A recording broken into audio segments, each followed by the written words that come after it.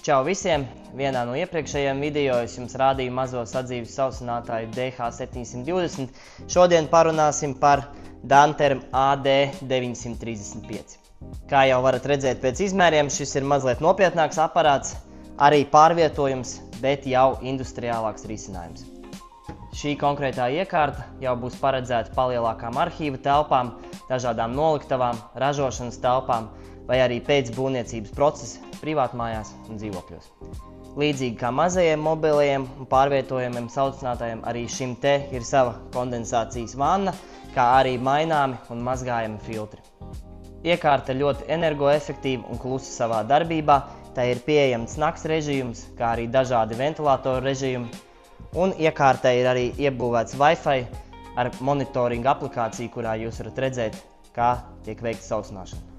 Šim te AD935 sausinātājiem ir iebūvēts kilovatstundu skaitītājs, higrostats, temperatūras sensors, kā arī rases punktu mērītājs. Sausināšanas jauda šim te konkrētajam modelim ir arī no 30 līdz 80% relatīvā mitruma, kā arī 76 litri 24 stundās. Ja jums interesē šī vai jebkura cita iekārta, tad droši ieskatieties mūsu mājaslapā www.eklimats.lv vai atbraucat pie mums klātienē. Paldies, foršu dienu!